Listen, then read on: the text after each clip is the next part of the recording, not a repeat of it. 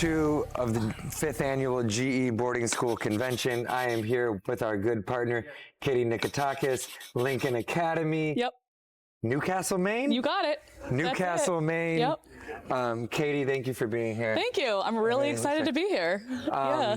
You've been in the Maine boarding school admissions world for a long time. You know Maine very well. Yeah, I do. Yeah. I've been working in Maine schools for just about 20 years, and I've been doing admissions and marketing and sort of in that realm for almost 10 years now, running summer programs, doing a bunch of different things. So you're familiar with this industry. You're familiar specifically. Yeah. I feel like you're an expert in Maine. Oh, well. Maybe. You worked at a couple of different schools over there. Yeah. What is it about Maine? There's a lot of international students love Maine. There are. That's no secret. Yeah. What is it? I've never been to Maine. Oh my gosh. Well, you've got to come. I hear you guys are thinking about coming. We will be there soon. All right. But excellent. We're really excited. There's been thousands of kids at all of those Maine boarding schools that do very well in the international market. Well, totally. Like, what is it? Yeah. Well, I think there's a couple of things that really set Maine apart. So first of all, it's really, really safe. Like Maine is consistently ranked the #1 safest state in the country. And so wherever you're coming from in the world, you as a parent want your kid to be safe. And so that's super important. And then Maine also has a real rich history of education. So a lot of our schools in Maine were founded over 200 years ago.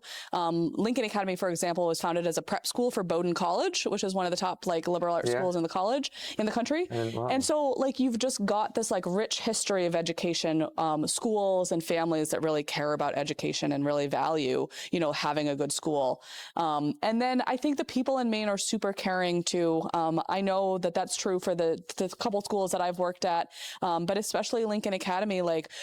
I was traveling around Europe in September and October, and I met with 4 former students, and just being able to really know the kids personally. And I think that's something that's really special about Lincoln Academy and the schools in Maine in general. It's interesting. Yeah. I know safety and security is one of the things you always hear about, whether it's from an agent, from a family. Yeah. I don't think I've ever been on a boarding school campus that doesn't feel safe. Yeah, that's true. But there's this perceived there's this safety and security, and I understand why Maine is a little bit more pushed away. Right, exactly. Has it's just calmer up there. Yeah. And so, for example, we were filming our new video last year. Yeah. And I had this whole scene in my head of we were going to go downtown and we were going to be filming, and someone was going to be "Oh, hey, how are you? Good to see you." A car driving by, and then literally that happened. It happened. So it's just being in a small town where everybody knows you is just it's just such a welcoming place, and it's so different for some of our kids that are coming from giant cities. And Newcastle, Maine, looks like it's out of it looks like it's a postcard city. It's a postcard city. Yeah. There's lobster. I mean, we got lobster rolls, absolutely, oysters. There's a really amazing festival that's called Pumpkin Fest every year that takes place in October. And the main part of this festival is these giant pumpkin boats, the Pumpkin Boat Regatta. And so it's these giant actual pumpkins that are big enough that people get in and row around or put a motor on, and they're really? going around the river. Yeah, it's pretty amazing.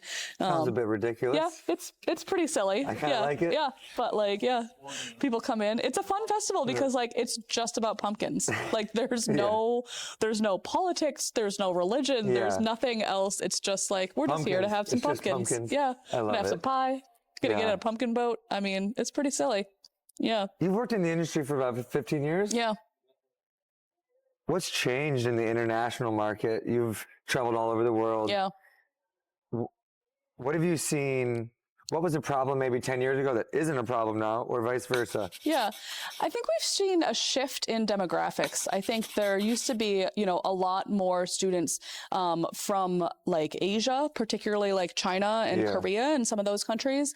And I think we're still seeing some great students coming out of those places. But I think the global market is really expanding. And I think GE is doing a great job of that too. I remember, Mama was talking about how you guys have agencies in 65 countries or something like that. I mean, and so I think in general, you're seeing that across the industry, that you're seeing, countries that that never would have considered boarding school, American boarding school before, really think about it. I mean, we've got, some really exciting, we've got a couple new countries coming in right now.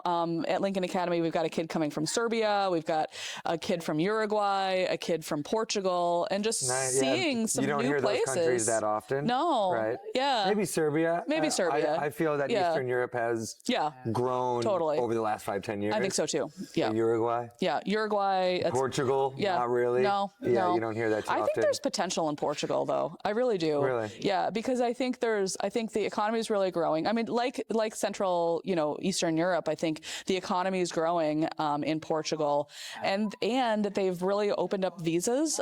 So there's a lot of people that are moving in that have some money, and so I think Portugal's and their neighbor Spain has been one of the biggest senders for. Yeah. I mean, they're always top CVIS numbers K through 12. Yeah, absolutely. Yeah. Interesting. Yeah, no one ever talks about Portugal. Yeah, I think there's some real Portugal. You heard it here first, guys. Yeah. Portugal. Don't tell anyone. We're going first. Exactly. Very cool. Yeah. What do you think is the challenges of the next 5 years? So that's, so it's changed. You think it's more globalized market. Yeah. What would you predict in the next 5 years is something the schools are going to need to figure out, the agencies are going to have to adapt to? Yeah, I mean, I think the biggest challenge that I see right now to the American boarding school market is just sort of this global uncertainty. I mean, you've got political situations that just seem to be sort of up and down. You've got economic uncertainty, that we were just talking about that with Japan, right. And so I feel like there's just this sort of sense of global uncertainty and unease right now that I think is something that I don't know how schools and agencies are gonna deal with it, to really reassure families that, again, I think what we started this conversation with, which was this idea of safety, I think is the most important thing, because you want to make sure as a parent that we're both parents, you want your kids to be safe and be set up for a good future. And so I think that is what I see is really reassuring people that that boarding school, which it is. I mean, that's the whole point of boarding school, is that it's a community of people that care about you, that are there for you, and just continuing to get that messaging across in this time of global uncertainty, I think is what we need to do. So, thank you very much. Yeah. Katy Nicketakis. Thank you. Lincoln Academy, Newcastle, Maine. You got it. Yes, again. Yeah. Thank you so much. You're such a pleasure. So insightful. Yep.